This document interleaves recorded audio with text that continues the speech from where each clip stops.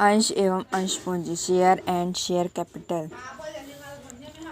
अंश पूंजी से आप क्या समझते हैं? अंश पूंजी को वर्गीकरण को बताइए।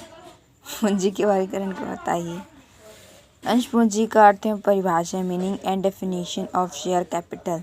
जैसा कि इसके नाम से स्पष्ट है कि अंश पूंजी से आशय कंपनी की कुल पूंजी के उस भाग से है जो कि एक कंपनी को अपने अंशों का निर्गमन शेयर करके प्राप्त हुई या प्राप्त की जानी है। कंपनी की पूंजी एक निश्चित राशि के अविभाजित इकाइयों में बटी हुई होती है। ये इकाइयाँ अंश कहलाती है। अंशों का योग अंश पूंजी कहलाता है। MC कुच्छल के अनुसार अंश पूंजी से आशय पूंजी की उस मात्रा से है जो कि कंपनी के अंशों के निर्गमन से प्राप्त हुई है अथवा प्राप्त की जानी है। SM शाह के अनुसार कंपनी अधिनियम के अंतर्गत पूंजी शब्द कई अर्थों अधिकृत पूंजी, निर्गमित पूंजी, प्रार्थित पूंजी, प्रदत्त पूंजी में प्रयुक्त किया जाता है। पामर के अनुसार अंश पूंजी से आशय उस पूंजी से है जो अंशों का विक्रय करके प्राप्त की जाती है। उपयुक्त परिभाषा। अंश पूंजी की उपयुक्त परिभाषाओं का अध्ययन करने के पश्चात निष्कर्ष रूप में यह कहा जा सकता है कि अंश पूंजी से आशय कंपनी की पूंजी की उस मात्रा से है जो उसे अंशों के निर्गमन करने पर प्राप्त हुई है अथवा प्राप्त की जाती है। अंश पूंजी के प्रकार। Kinds of share capital. एक अंशों द्वारा सीमित दायित्व वाली कंपनी की अंश पूंजी निम्नलिखित दो प्रकार की होगी। पहला है समता अंश पूंजी। समता अंश पूंजी से आशय उस पूंजी से है जो पूर्वाधिकार अंश पूंजी नहीं है। दूसरे शब्दों में समता अंश पूंजी से आशय उस पूंजी से है जिसके धारकों को निम्न अधिकार प्राप्त नहीं होते हैं। वरीयता के आधार पर लाभांश प्राप्त करने का अधिकार, कंपनी के समापन की दशा में पूंजी वापसी में वरीयता पाने का अधिकार। इस प्रकार समता अंश पूंजी के धारकों को लाभांश पूर्वाधिकार अंश पूंजी पर लाभांश देने के पश्चात दिया जाता है और इस बंटवारे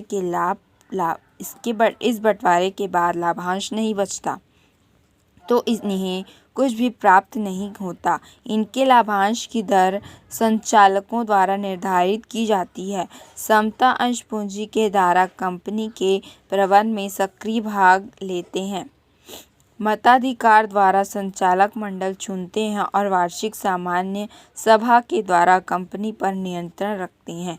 वास्तव में समता अंश पूंजी के धारक कंपनी के वास्तविक स्वामी होते हैं।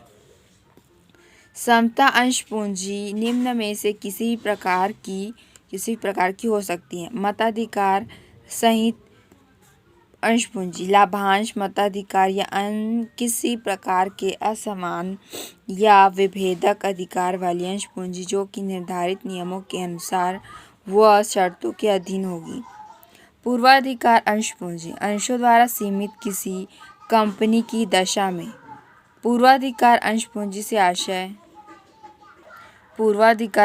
से आशय कंपनी द्वारा निर्गमित अंश पूंजी के ऐसे भाग से है जिस पर लाभांश के भुगतान में तथा कंपनी के समापन पर पूंजी के भुगतान में पूर्वाधिकार प्राप्त होता है।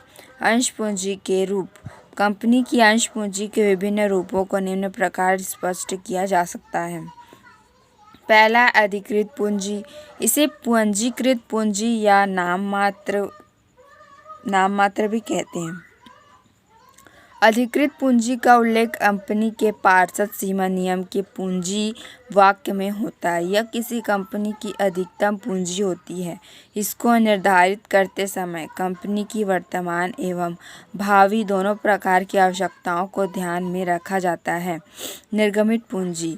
यह अधिकृत पूंजी का वह भाग है जो जनता द्वारा क्रय करने के लिए कंपनी द्वारा निर्गमित किया जाता है। व्यवहार में संपूर्ण अधिकृत पूंजी एक समय में ही निर्गमित नहीं की जाती है, परंतु उसका केवल एक ही भाग ही तत्काल और शेष भाग आवश्यकता पड़ने पर निर्गमित किया जाता है। प्रार्थित पूंजी। प्रार्थित पूंजी निर्गमित पूंजी का वह भाग है जो जनता द्वारा संग्रह करने के लिए प्रार्थित निर्गमन हेतु प्रस्तुत किया जाता है। प्रार्थित पूंजी की दो स्थितियां हो सकती है, अधि प्रार्थित होना या अल्प प्रार्थित होना। जब कंपनी द्वारा प्रस्तावित संख्या से अधिक संख्या में जनता से क्रय आवेदन पत्र प्राप्त हो जाते हैं तो ऐसी दशा में पूंजी अधिप्रार्थित कही जाएगी। यदि क्रय आवेदन पत्र कम संख्या में आए हैं तो पूंजी अल्प प्रार्थित कही जाएगी। याचित पूंजी। कंपनी अंश पूंजी प्रायः किश्तों में मांगती है। प्रत्येक अंशधारी अपने लिए अंशों का मूल्य इन किश्तों में भुगतान करता है।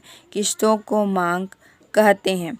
अतः कंपनी विक्रय किए गए अंशों पर जितने धन की मांग करती है वह उसकी मांगी हुई पूंजी कहलाती है। उदाहरणतया अंश का मूल्य जितना है उस पर पहली किश्त प्रार्थित धन, दूसरी किश्त आवंटन राशि, तीसरी किश्त पहली मांग राशि कहलाती है। इसके बाद की किश्त को दूसरी मांग राशि और पांचवी किश्त अंतिम मांग राशि कहलाती है। इस प्रकार सब किश्तों के भुगतान होने पर हम कह सकते हैं कि अंशों का सब रुपया वसूल हो गया है। इस प्रकार जितने धन की कंपनी मांग करती है वह मांगी हुई पूंजी कहलाती है। अयाचित पूंजी।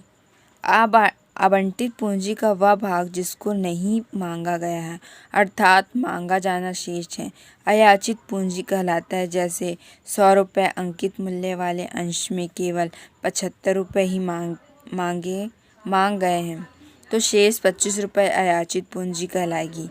चुकता पूंजी। यह याचित पूंजी का वह भाग है जो अंशधारियों द्वारा चुकता किया जा सकता है। ऐसा भी संभव है कि कुछ अंशधारी याचित पूंजी की पूर्ण राशि नहीं दे पाते हैं, इसलिए यह शेष याचना राशि कहलाती है।